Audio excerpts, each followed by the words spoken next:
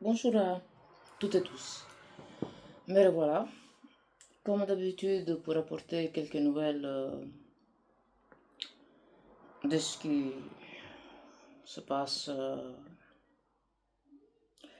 pas non- c'est plus au Vatican, plus juste au Vatican, mais euh, dans les différents schismes, voilà. Et je voulais commencer en disant que enfin ces Jeux olympiques se sont terminés. Ça a été un flop total. Et, euh, et à Bergoglio, il a fallu 2 semaines pour se rendre compte que la cérémonie d'ouverture était blasphème et pour la condamner. Première, après 2 semaines, il a condamné à la blasphémie de l'ouverture. On a, allez, on a. Et il est vraiment très alerte et très éveillé. Bergoglio, hein. Après 2 semaines, il remarque que la parodie d'ouverture des Jeux Olympiques, c'est une offense à Dieu. Donc 2 semaines après, il condamne la parodie. Mais bon, après que les Jeux sont terminés, bien sûr. Mais bon, ça c'est la première nouvelle. Et puis, il y a eu un, un fidèle qui a envoyé une lettre au docteur Chonchi qu'il avait écrit à Benoît XVI, Pape Benoît XVI quand il était en siège en péché, quand il était encore vivant, donc en 2020. Et c'est une lettre inédite. Il y a la recommandé avec accusé de réception qui prouve que la lettre a été envoyée au Saint-Père Benoît XVI. Et il a reçu aussi une réponse par le Vatican, donc par Benoît XVI, par le biais de Monseigneur. Donc, dans la lettre, ce monsieur euh, Giuseppe Sacco, si je ne me trompe pas, c'est un sarde, euh, il, est, il écrit euh, Votre Sainteté, je vous ai écrit cette lettre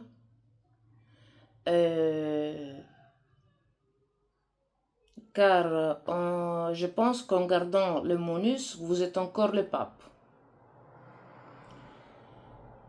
Vous, vous signez encore P.P, Pater Patrum, signature du pape légitime. Sainteté, vous êtes encore le vicaire du Christ sur la terre. Si votre sainteté ne l'est plus, il serait possible de vous rencontrer. J'oserais encore plus. Pourrez-vous faire une vidéo en disant aux fidèles que votre abdication était légitime et donc de considérer Pape François comme pape légitime de l'Église catholique? Beaucoup de gens ne le considèrent pas pape légitime, aussi à cause de la révélation du cardinal Danels, cardinal belge, déjà décédé, sur la mafia des Angles. Vous avez dit renoncer au ministérium et pas au monus. Est-il faisable? Est-il possible? En plus, je suis préoccupé pour la naissance d'une nouvelle église successive à votre renonciation. Je me réfère au mouvement synodal de François, qui n'a jamais répondu au début des 4 cardinaux et qu'il n'a jamais voulu les recevoir,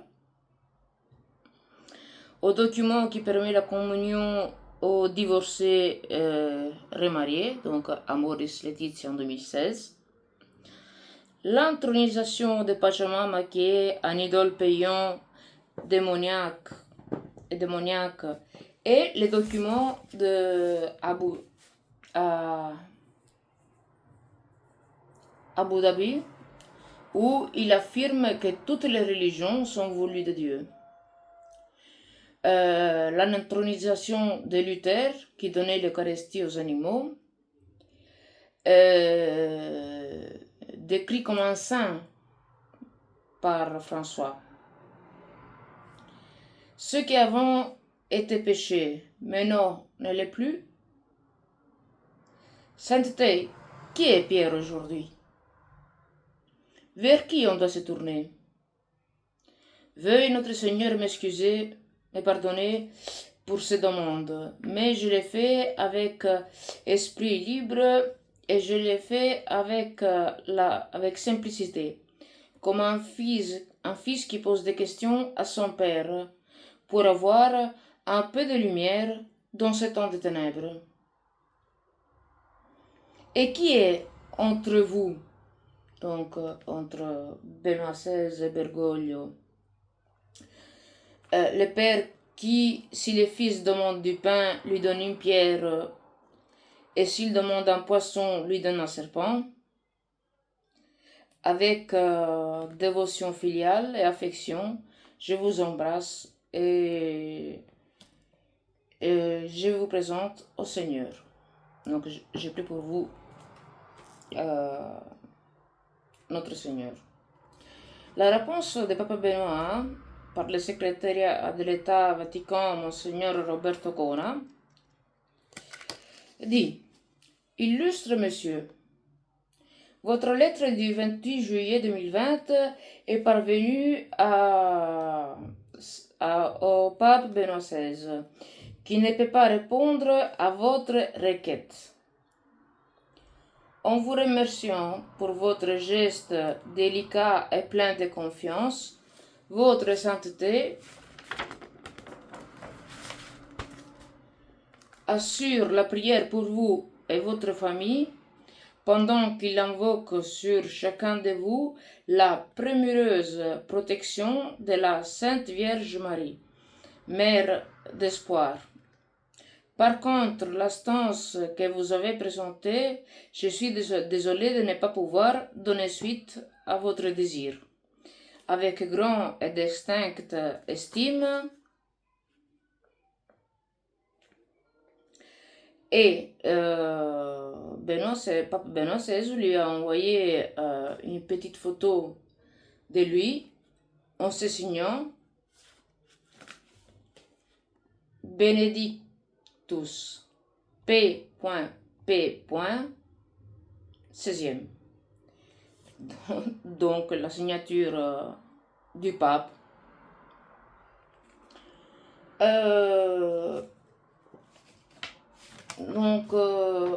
Il dit qu'il ne peut pas donner suite à sa demande. Mais à laquelle de ces demandes? Parce qu'il en a fait plusieurs dans cette lettre, les fidèles. Vous êtes encore le pape. Vous vous signez encore P.P.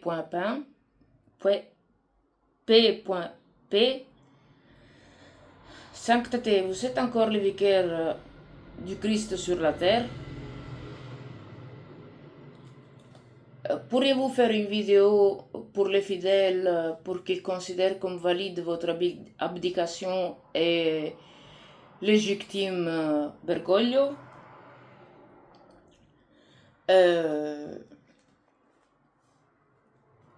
Beaucoup de fidèles ne le considèrent pas comme pape après les révélations du cardinal Danels, cardinal belge qui est décédé, qui a parlé de la mafia de Saint-Gall pour justement mettre Bergoglio au seuil pontifical. sur le siège de Saint-Pierre. Vous avez dit renoncer au ministérium et pas au monus. Est-il faisable? Est-il possible? Non. Parce que les deux sont indivisibles, sauf en cas de siège en péché. En plus, il est préoccupé par la naissance d'une nouvelle église qui est successive au pontificat de Benoît XVI. Déjà avec les mouvements synodaux de Bergoglio qui n'arrêtent pas de faire synode sur synode.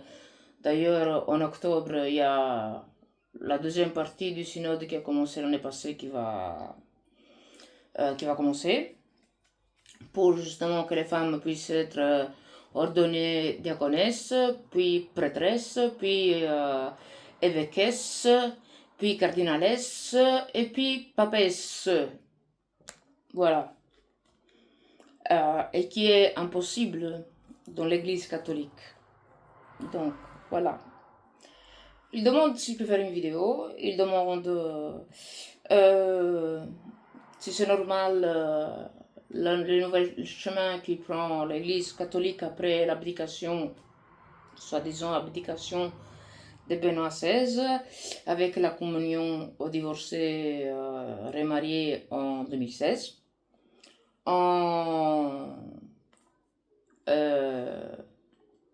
ne pas répondant au dubia des 4 cardinaux et ne pas vouloir le recevoir, même si après ces cardinaux ils ont promis qu'ils allaient faire, ils n'ont rien fait. La Pachamama, qui est justement un idole payant et démoniaque. Puis le document de Abu Dhabi, où toutes les religions sont voulues par Dieu. L'intronisation aussi de Luther comme un saint, parce que François, celui que vous appelez François, il le décrit comme un saint. Et il pose une question. Vu que Bergoglio va dans toute autre direction que ce qui est l'Église catholique depuis 2000 ans, est-ce que ce qui était péché avant, maintenant, ne l'est plus? Juste question. Très bonne question. Et vers qui on doit se tourner? Vers qui on doit se tourner? Et le pape il répond qu'il ne peut pas donner suite à sa requête. Laquelle de tout ça? De ces requêtes. Donc déjà dans la réponse, on voit que Benoît XVI est empêché de parler. Et alors, et ça c'est la... Et on voit donc sa photo avec en dessous signé Benedictus P.P. 16e. Ça veut tout dire. Il a répondu, rien qu'avec cette photo, il a répondu, il a dit la vérité aux fidèles. Donc, il est encore le pape. Parce que s'il n'était plus le pape, il ne pouvait pas se signer Pater Patrum. Donc, puis maintenant, il y a une autre chose. L'Église veut donc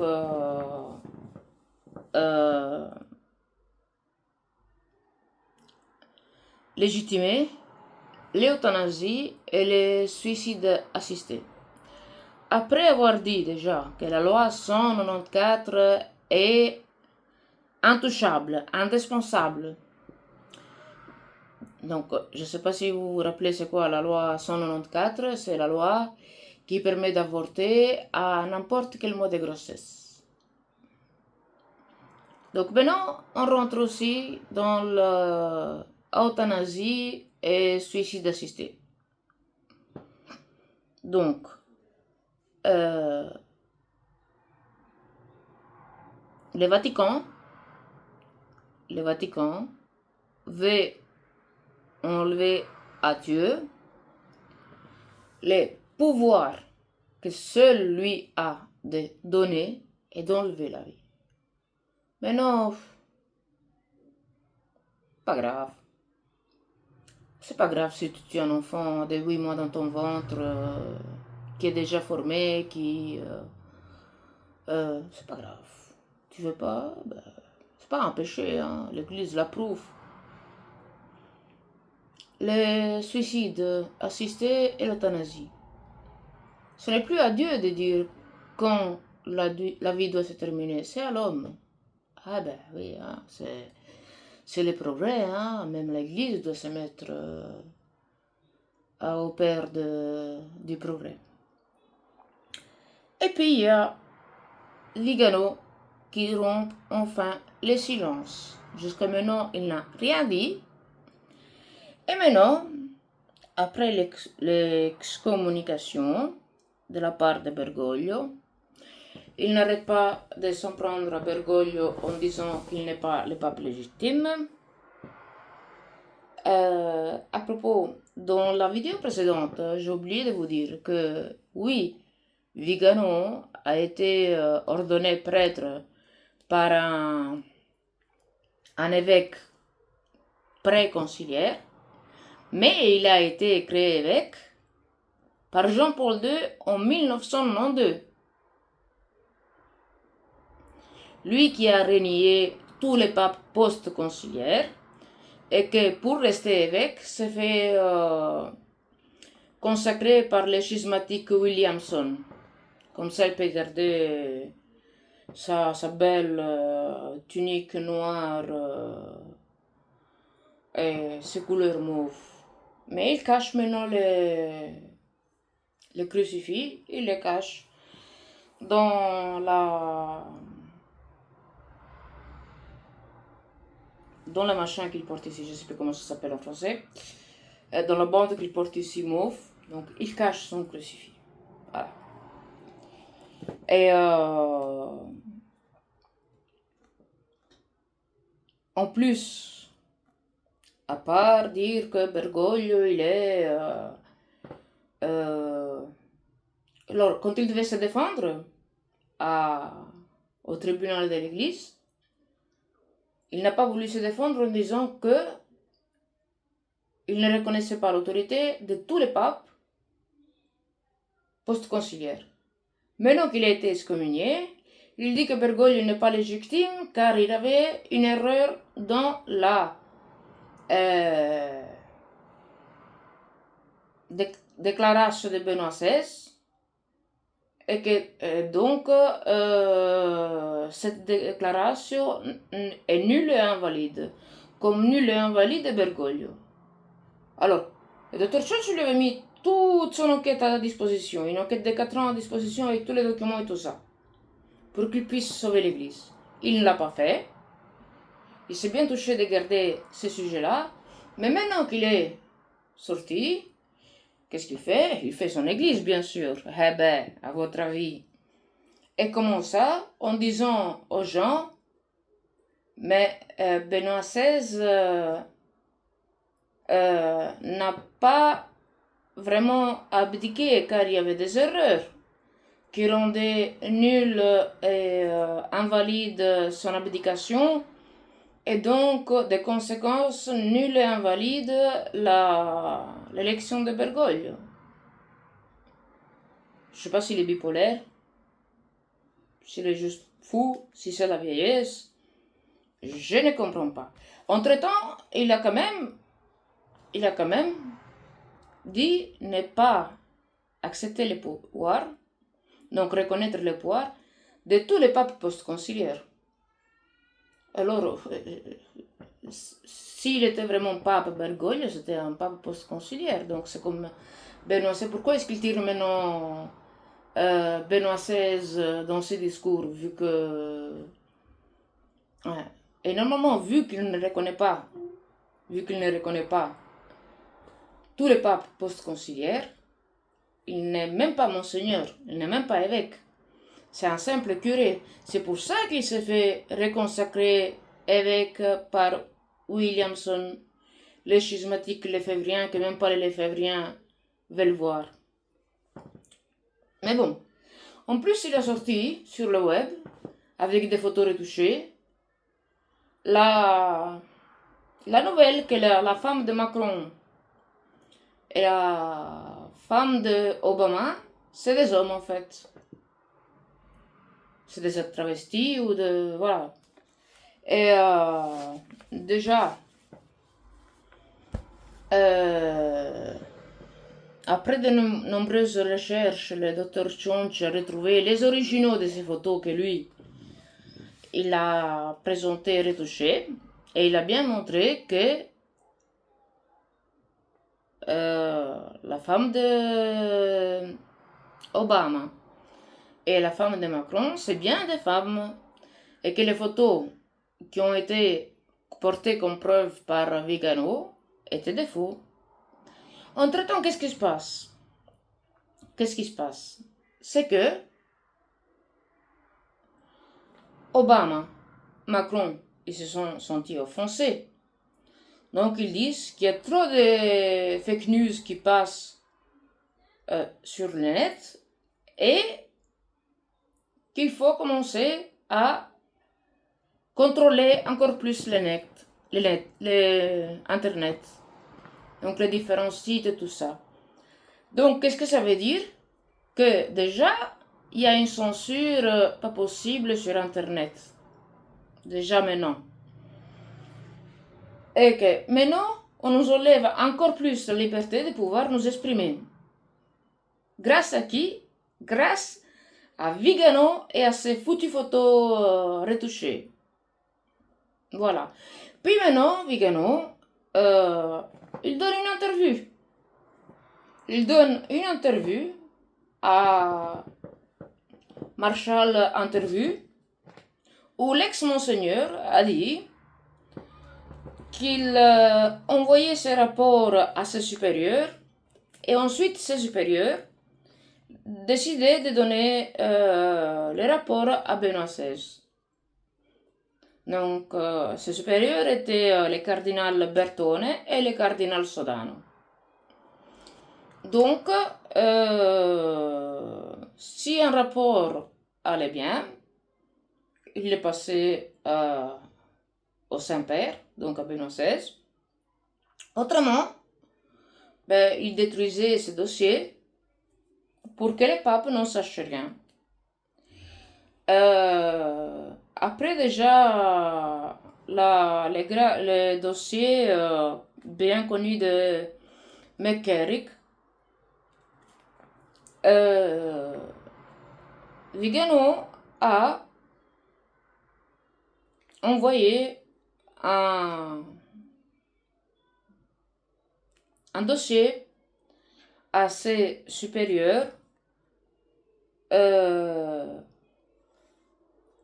de tout ce qui était en fait les informations qu'il avait recueillies sur Maradiaga. Donc, et il avait envoyé ça à ses supérieurs, donc Bertone, Sodano, qui devaient remettre ce dossier au pape. Et l'ont pas fait. Et alors il se demande Vigano, pourquoi Maradiaga il a été fait cardinal plutôt qu'être puni pour les crimes, pour le nombreux crimes qu'il a commis? Le cardinal Bertone tenait sous stricte surveillance Benoît XVI. Et c'était lui qui décidait ce que le pape devait savoir et qu'il ne devait pas savoir. Donc,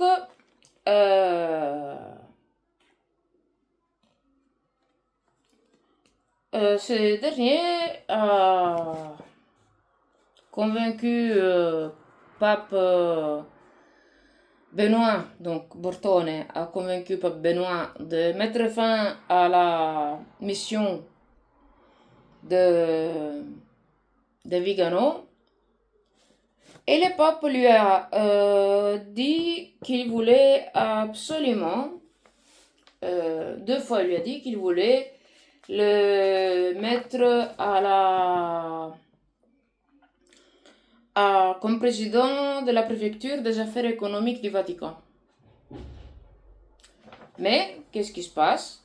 C'est que comme il a trop dérangé le cardinal Bertone et le cardinal Sodano, ils ont fait tout pour le saboter parce qu'il avait trop dérangé ce dernier avec ses actions contre les abus.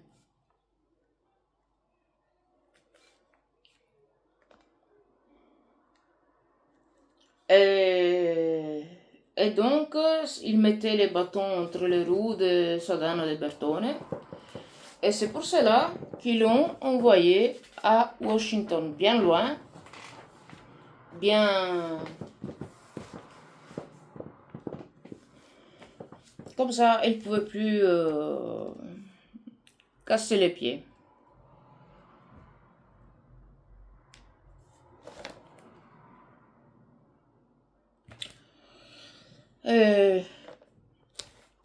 Il dit aussi qu'il a été envoyé par Bertone au gouvernorat comme secrétaire général, mais en étant une régression par rapport au poste qu'il avait avant.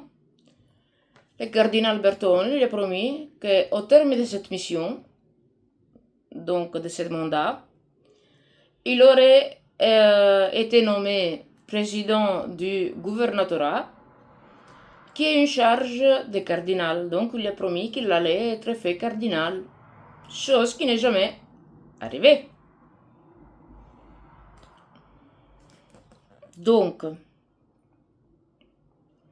et il dit que ces 2 cardinaux, donc Bertone, décidaient que ce que le pape Benoît XVI devait savoir et ce qu'il ne devait pas savoir. Pour pouvoir, eux, gérer, en fait, les Vaticans, vu que pape Benoît était tenu à l'écart de beaucoup de questions. Beaucoup de choses n'ont pas été dites au pape. Et qu'il les contrôlait vraiment pas possible de façon à ce qu'il ne sache pas gouverner l'Église. Donc, Vigano maintenant, il dit que Benoît XVI il ne pouvait pas gouverner l'Église à cause de ces cardinaux maçonniques, en fait. De ces cardinaux qui faisaient tout pour lui mettre les bâtons entre les roues pour qu'il ne puisse pas gouverner l'Église. Donc, encore une fois, même sans le vouloir, il fait comprendre que Benoît XVI était empêché et que c'est à cause de ça qu'il a donc renoncé au ministérium, donc à exercer les pouvoirs du pape, en gardant le munus, en restant pape. Il a dit, mais non, démerdez-vous. Moi, je reste le pape, et tous les papes qui vont venir après moi, avec des élections, avec des faux cardinaux, vont être schismatiques, vont être des papes schismatiques. Vont pas être des papes de l'Église catholique. Donc voilà. Il nous fait comprendre qu'il ne pouvait pas gouverner à cause de ses ennemis de l'intérieur. Donc les cardinaux maçons, les cardinaux qui cachaient beaucoup de choses au Saint-Père, et et après l'attentat qu'il a eu, où ils ont essayé de le tuer en 2012, il a compris qu'avant Pâques 2013, il devait renoncer au ministérium en attendant qu'il convoque un conclave nul et illégitime parce que le MONUS n'a pas été rendu. Ça l'aurait mis en siège empêché, en restant le pape bien sûr. Et tout ce qui venait derrière lui était une église schismatique. Donc même Vigano, dans l'essai de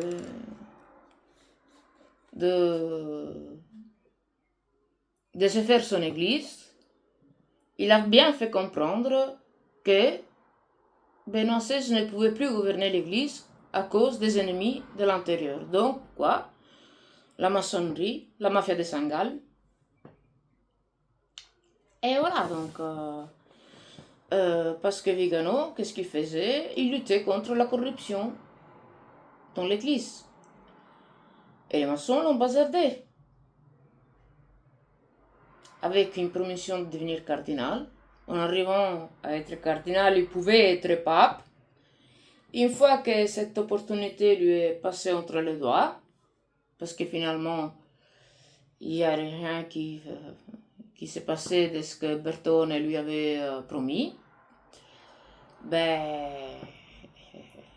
voilà, donc maintenant il ne reconnaît plus l'autorité de tous les papes, mais il vient dire que Benoît XVI était empêché de gouverner car ses stricts collaborateurs étaient dans la maçonnerie, lui cachaient plein de choses et essayaient de manipuler Benoît XVI.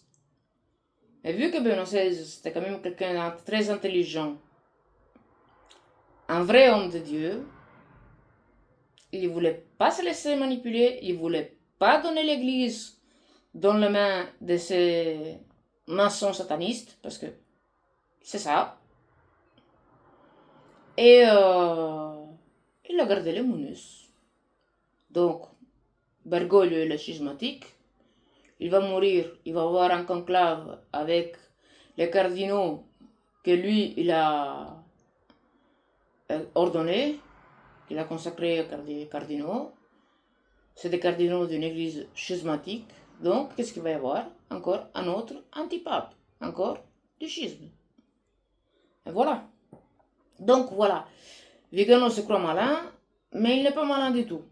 Il n'est pas malin du tout parce que, en faisant comme ça, il donne raison à l'étude du Dr. Chonchi, qui pendant 4 ans, jour et nuit, a étudié la déclaration et chaque parole qui est sortie de la bouche du pape Benoît XVI pour capter les messages que le pape envoyait en restriction mentale large. Une chose qui existe dans la religion catholique.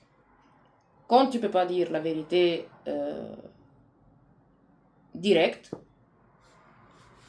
tu dis une chose qui, pour ceux qui te gardent prisonnier, veut dire une chose.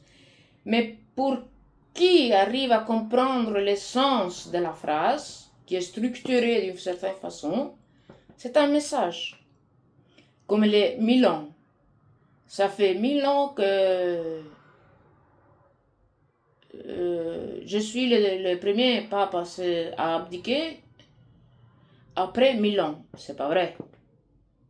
C'est pas vrai. Parce que le dernier pape qui a abdiqué, il y a même pas 600 ans. Mais il se référait à qui? À Benoît VIII, qui avait pris le ministérium sans qu'encore l'empereur lui consigne le ministérium. Alors qu'est-ce qu'il a fait? Il a renoncé au ministérium en envoyant une lettre à l'empereur qui dit j'ai reçu les monus par les cardinaux, mais j'ai fait l'erreur de ne pas attendre que vous me donniez les ministériums. Pourriez-vous me pardonner et me donner les ministériums de façon à ce que je puisse pratiquer les monus que j'ai reçus par les cardinaux? Et là, l'empereur lui a donné les ministériums et il a fait les papes. Donc, ce n'était pas une abdication, c'était une renonciation au ministérium en attendant que l'empereur lui donne ça. Mais ça ne fait pas 1000 ans que le dernier pape a complètement abdiqué, dans le vrai sens du terme. Et ça, c'est tous des messages. Comme d'exemple, quand Peter Sewald lui a demandé par les prédictions de Malachi, je ne sais pas comment on dit bien en français. Vous êtes le 265e pape de l'Église catholique et donc vous serez le dernier. Ça veut dire qu'il n'y aura plus de pape après vous?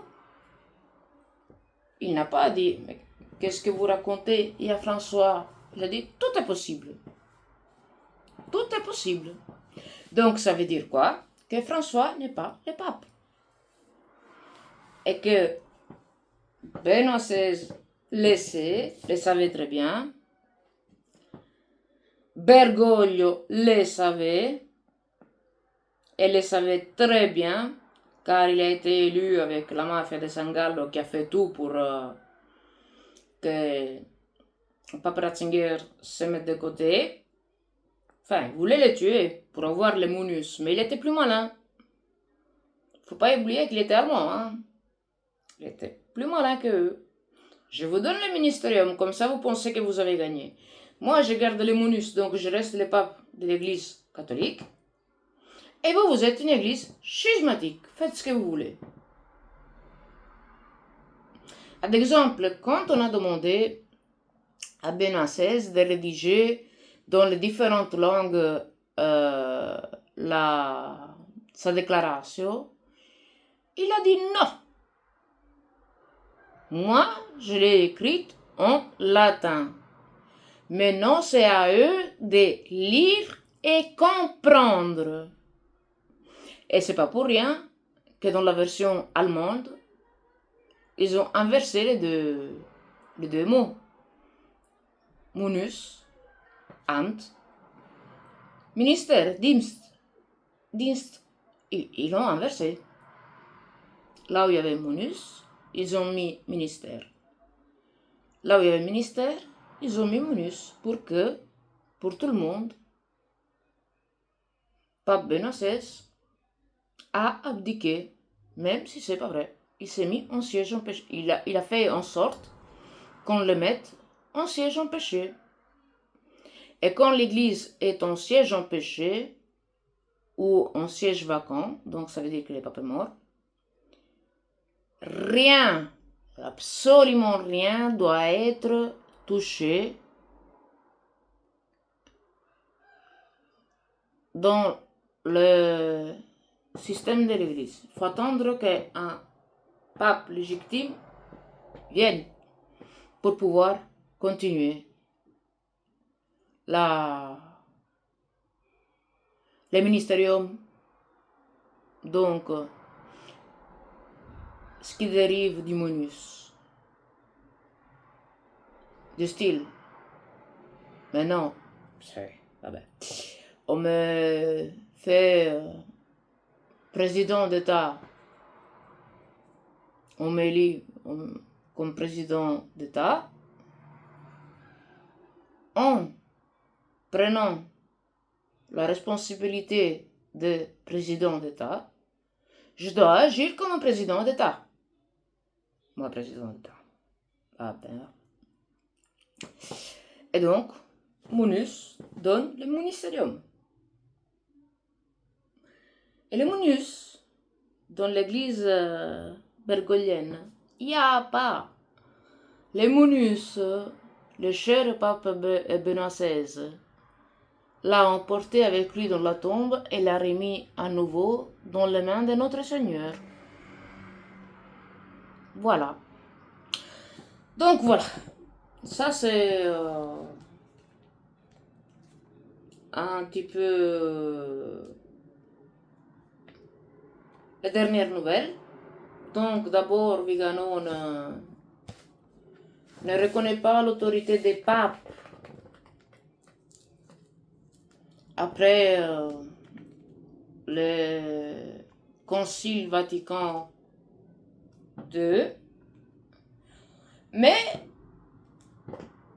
alors avant, il disait qu'on ne pouvait pas dire que Bergoglio n'était pas le pape. Maintenant, il dit qu'il n'est pas le pape parce que, comme Benoît XVI s'était trompé dans la déclaration était nulle et invalide. Bergoglio est un pape nul et invalide. Donc, les gens doivent se retourner vers lui. Mais il ne faut pas oublier qu'il n'est plus évêque. Pour le simple fait qu'il ne reconnaît pas l'autorité des papes post-conciliaires. Donc, il est un simple curé. C'est un simple curé. Qui se fait reconsacrer par un schismatique. Donc, si c'est un évêque d'une église schismatique. Et maintenant, il revient sur les papes post-conciliaires. Pourquoi? Pour essayer de prendre le plus de fidèles possible à la fausse église de Bergoglio pour l'emmener dans la fausse église viganienne. Voilà. En résumé, c'est ça. Et personne, bien sûr, a le courage de toucher les sièges empêchés de Benoît XVI. Ceux que, en un claquement de doigts, remettraient les choses en place dans l'église et dans le monde. Mais bon, on est là. On attend que le bon Dieu nous donne un coup de main à sa sainte volonté. Avec ça, je vous laisse. Et donc, je vais déjà mettre l'article sur la lettre du 28... Attendez, hein. Du 28 juillet 2020 par M. Sakou. Comme ça, là, vous pourrez voir les preuves des recommandés et de la lettre même. Et pour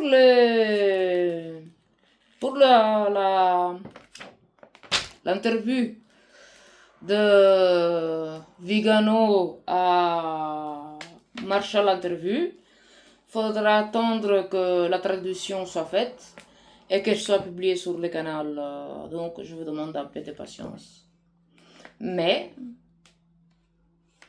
il n'y a pas un seul site qui le dit. Il y a beaucoup de sites qui disent, voilà, enfin, Vigano rompt le silence. Ah ben ouais. Ben non. L'argent, il a avec l'association qu'il a fait Insurge Domine. Car cet argent, il n'a donné aucune explication. Et il y a beaucoup de gens qui suivaient Vigano et qui ont donné pas mal d'argent. Donc l'argent, il a. Pour les gens, ils n'ont pas encore compris que ce n'est pas un évêque, c'est un évêque schismatique. De un, parce qu'il s'est fait reconsacrer par un évêque schismatique. De deux, parce qu'il ne reconnaît pas l'autorité des papes post-conciliaires. Donc, il ne reconnaît pas non plus l'autorité de Jean-Paul II qu'il a consacré évêque. Donc, rappelez-vous, pour l'Église catholique, Vigano, c'est un simple curé qui porte un habit dont il n'a pas le droit de porter. Voilà. Bon, avec tout ça, je vous laisse. Je vous ai assez cassé les pieds. Je vous souhaite une bonne soirée et je vous salue dans le Sacré-Cœur de notre Seigneur Jésus-Christ, dans le cœur immaculé de la très sainte Vierge Marie, notre Mère Céleste, et par le chaste cœur de Saint Joseph, patriarche de l'Église catholique universelle. Bonsoir à tous.